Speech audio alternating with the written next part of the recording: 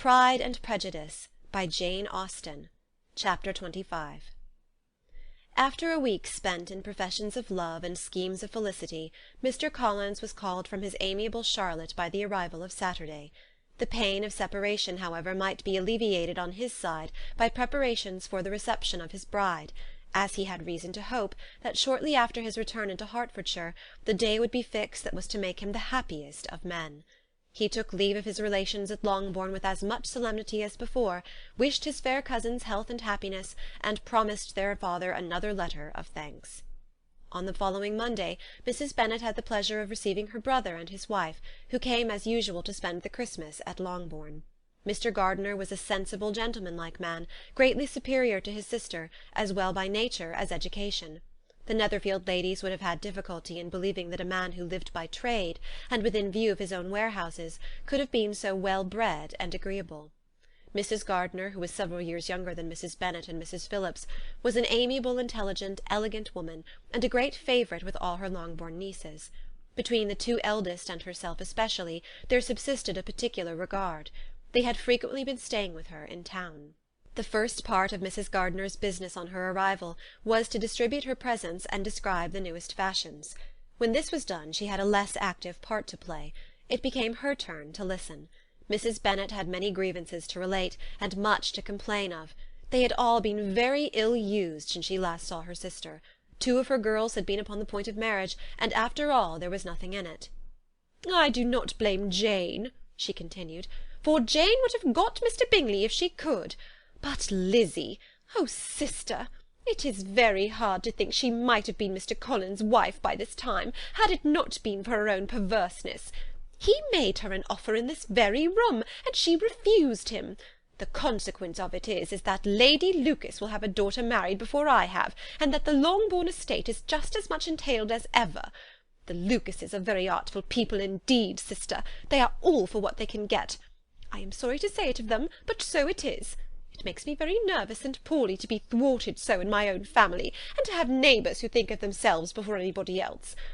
However, your coming just at this time is the greatest of comforts, and I am very glad to hear what you tell us of long sleeves." Mrs. Gardiner, to whom the chief of this news had been given before, in the course of Jane and Elizabeth's correspondence with her, made her sister a slight answer, and in compassion to her nieces, turned the conversation. When alone with Elizabeth afterwards, she spoke more on the subject. "It seems likely to have been a desirable match for Jane," said she. "I am sorry it went off. But these things happen so often. A young man, such as you describe Mr. Bingley, so easily falls in love with a pretty girl for a few weeks, and when accident separates them, so easily forgets her, that these sort of inconsistencies are very frequent." "An excellent consolation in its way," said Elizabeth, "but it will not do for us. We do not suffer by accident. It does not often happen that the interference of friends will persuade a young man of independent fortune to think no more of a girl whom he was violently in love with only a few days before." "But that expression of violently in love is so hackneyed, so doubtful, so indefinite, that it gives me very little idea. It is as often applied to feelings which arise from a half-hour's acquaintance as to a real strong attachment. Pray, how violent was Mr. Bingley's love?" "I never saw a more promising inclination. He was growing quite inattentive to other people, and wholly engrossed by her. Every time they met it was more decided and remarkable. At his own ball he offended 2 or 3 young ladies by not asking them to dance, and I spoke to him twice myself without receiving an answer. Could there be finer symptoms? Is not general incivility the very essence of love?" "Oh, yes, of that kind of love which I suppose him to have felt. Poor Jane!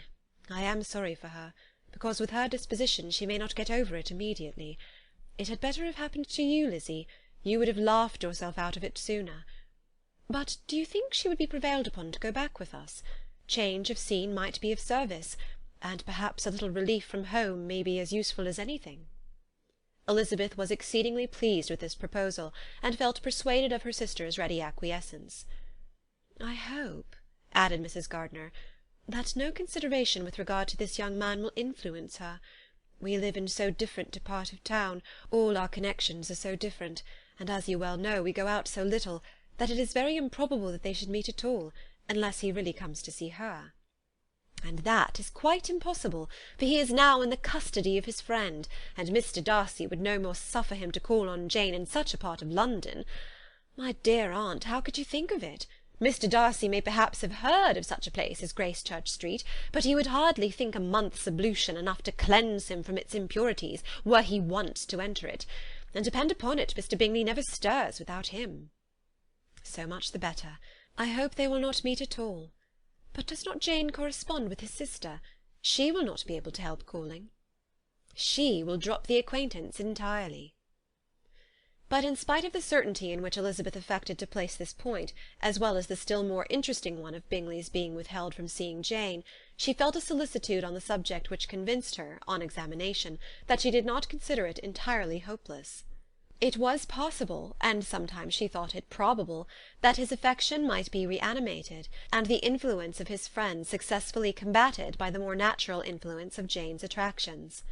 Miss Bennet accepted her aunt's invitation with pleasure, and the Bingleys were no otherwise in her thoughts at the same time than as she hoped by Caroline's not living in the same house with her brother she might occasionally spend a morning with her, without any danger of seeing him. The Gardiners stayed a week at Longbourn, and what with the Phillipses, the Lucases, and the officers, there was not a day without its engagement. Mrs. Bennet had so carefully provided for the entertainment of her brother and sister that they did not once sit down to a family dinner. When the engagement was for home, some of the officers always made part of it, of which officers Mr. Wickham was sure to be one, and on these occasions Mrs. Gardiner, rendered suspicious by Elizabeth's warm commendation, narrowly observed them both. Without supposing them, from what she saw, to be very seriously in love, their preference of each other was plain enough to make her a little uneasy, and she resolved to speak to Elizabeth on the subject before she left Hertfordshire, and represent to her the imprudence of encouraging such an attachment. To Mrs. Gardiner, Wickham had one means of affording pleasure, unconnected with his general powers. About 10 or a dozen years ago, before her marriage, she had spent a considerable time in that very part of Derbyshire to which he belonged.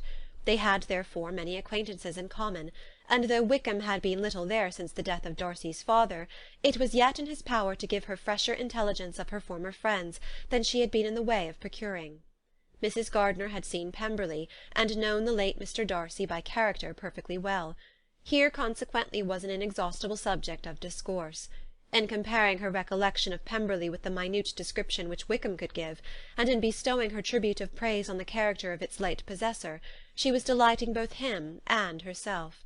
On being made acquainted with the present Mr. Darcy's treatment of him, she tried to remember some of that gentleman's reputed disposition when quite a lad, which might agree with it, and was confident at last that she recollected having heard Mr. Fitzwilliam Darcy formerly spoken of as a very proud, ill-natured boy. Chapter 25